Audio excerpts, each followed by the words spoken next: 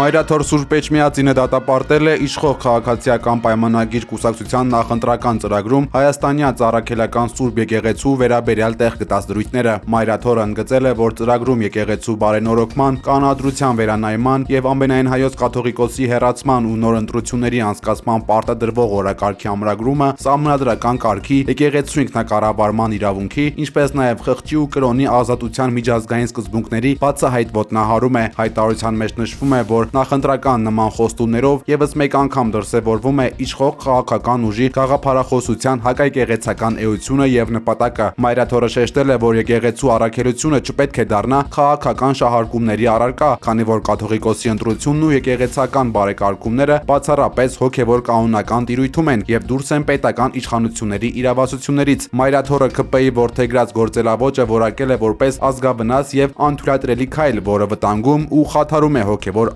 անվտանգությունը։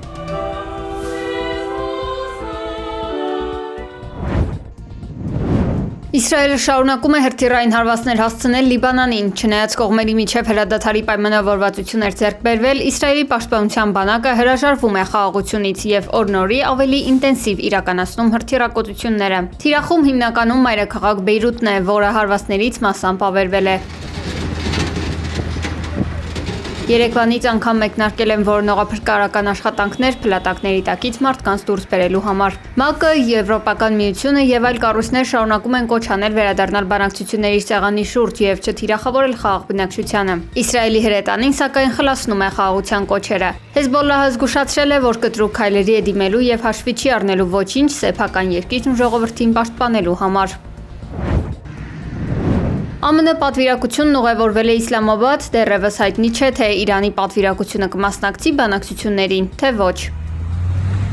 Իրանի խորհրդարանի խոսնակ Մոհամմադ Բաղեր Ղալիբաֆը հայտնել է, որ բանակցությունները հնարավոր են միայն մի դեպքում, եթե ԱՄՆ-ն կատարի իր պարտավորությունները։ Ղալիբաֆը շեշտել է նաև մեջբերում. «Անցյալի փորձը մեզ ցույց է տվել, որ մենք պետք է բացարձակ անվստահություն ունենանք թշնամու նկատմամբ»։ Մեջբերման ավարտը։ Այս կերպ կարծես Ղալիբաֆը ակնարկել է, որ այլևս չեն վստահում նախորդ անգամներում իրենց հետ բանակցած Սթիվ Ուիթքոֆին եւ Ջարեդ Քուշներին։ Ղալիբաֆը հավելել է նաև Ամերիկայի պատմական նահանջը եւ Իրանի 10 կետանոց ծրագրի ընդհանուր շրջանակի ընդունումը անհերքելի հաղթանակ է, բայց մենք սա համարում ենք միայն անավարտ քայլ։ Մեջբերման ավարտը։ Դոնալդ Թրամփը հայտարարել է Իսլամաբադում Իրանի հետ խաղաղության համաձայնագիր կնքելու հնարավորության մասին։ Ըստ Սպիտակ տան ղեկավարի տարածաշրջանային լարվածությունը մեղմելու նպատակով Իսրայելի վարչապետ Բենյամին Նեթանյահուն պատրաստակամություն է հայտնել սահմանափակել Լիբանանում իրականացվող ռազմական գործողությունների ծավալը։ Այդուհանդերձ Իրանի հոգևոր առաջնորդ Մոջթաբա Խամենեիի հրապարակած ուղերձը, որտեղ նա պահանջում է պատերազմական վնասների փոխհատուցում եւ սպառնում Հորմուզի նեղուցի նկատմամբ վերահսկողության խստացմամբ, էականորեն նվազեցնում է գործընթացի հանդեպ վստահությունը։ Իրանական կողմի կոշտ ռետորաբանությունը վկայում է այն մասին, որ Թեհրանը դիվանագիտական զիջումները դիտարկում է բացառապես սեփական ազդեցության գոտիների պահպանման համատեքստում։ Նման բարդ խճանկարում առանցքային նշանակություն ունի նաև Իսրայելի ներքաղաքական իրավիճակը, քանի որ Երուսաղեմի շրջանային դատարանում վերսկսվում է Նեթանյահուի դեմ հարուցված կոռուպցիոն գործի քննությունը։ Պատերազմական դրության պատճառով առաջացած տևական ընդմիջումից հետո դատական նիստերի վերադարձը սովորական ժամանակացույցին կարող է լրացուցիչ ճնշում ստեղծել Իսրայելի կառավարության համար, սահմանափակելով վարչապետի մանևրելու հնարավորությունները։ Բենյամին Նեթանյահուն հրահանգել է անհապաղ ուղիղ բանակցություններ սկսել Լիբանանի հետ Հեզբոլլայի զինաթափման եւ խաղաղության հաստատման նպատակով։ Այս հայտարարությունը հաջորդել է Բեյրութի եւ Բեքայի հովիտի լայնածավալ ռմբակոծություններին, որոնք Իսրայելն իրականացրել է Միացյալ Նահանգների եւ Իրանի միջև կնքված հրադադարից ընդամենը ժամեր անց։ Իսրայելական հարձակումների հետևանքով զոհվել են հարյուրավոր մարդիկ, իսկ Թեհրանը որպես պատասխան վերստին շրջափակել է ռազմավարական նշանակություն ունեցող Հորմուզի նեղուցը։ Զինադադարի շուրջ լուրջ հակասություններ են ծագել, քանի որ Թել Ավիվն ու Վաշինգտոնը հրաժարվում են Լիբանանը ներառել ընդհանուր համաձայնագրի մեջ։ Ներքաղաքական դաշտում Նեթանյահուն հայտնվել է խիստ քննադատության թիրախում, քանի որ նոր զինադադարը չի ապահովել Իսրայելի սահմանած ռազմավարական նպատակների իրագործումը։ Դիվանագիտական երկխոսություն սկսելու այս փորձը թերավատություն է հարուցում, քանի որ այն ավելի շատ նման է միջազգային ճնշումները մեղմելու եւ ռազմական գործողությունները քողարկելու մարտավարական քայլի։ Իսրայելի կառավարությունը պատերազմական իրավիճակի քողի տակ հաստատել է Հորդանան գետի արևմտյան ափին 34 նոր բնակավայրերի կառուցումը։ Վաշինգտոնի օրդորով գաղտնի ընդունված այս որոշումը նպատակ ունի բռնակցել անգամ պաղեստինյան լիակատար վերահսկողության տակ գտնվող հողերը։ Տարածքային զավթումներին զուգահեռ իսրայելական կողմը 40-օրյա արգելքից հետո վերաբացել է Երուսաղեմի Ալ-Աղսա մզկիթ համալիրը։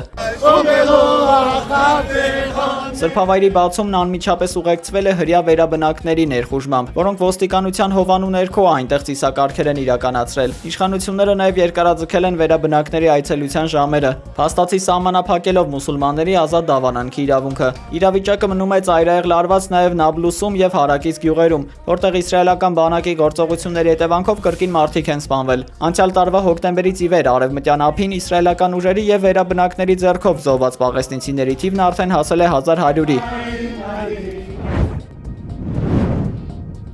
Հաջորդ շաբաթ Վաշինգտոնում կմեկնարկի Իսրայելի եւ Լիբանանի միջև ուղիղ բանակցությունները։ ԱՄՆ պետքարտուղարությունում կայանալիք հանդիպումը կհամակարգի Լիբանանում Միացյալ Նահանգների դեսպան Միշել Սիսոնը։ Իսրայելական պատվիրակությունը կգլխավորի Միացյալ Նահանգներում Իսրայելի դեսպանը, իսկ լիբանանական կողմը կներկայացնի ԱՄՆ-ում Լիբանանի դեսպանը։ Բենյամին Նեթանյահուն բանակցություններ սկսելու հրանգ արդեն տվել է իր կառավարությանը։ Օրակարգի առանցքում Հեզբոլայի զինաթափման ու երկու երկրների միջև խաղաղ հարաբերությունների հաստատման հարցերն են։ Այնուամենայնիվ նման բարդ խնդիրների շուրջ արագ համաձայնության հասնելը դեռևս մեծ կասկածներ է հարուցում։ Դժվար է պատկերացնել, թե ինչպես կողմերը կհաղթահարեն տասնամյակների թշնամանքը մեկ հանդիպման շրջանակում։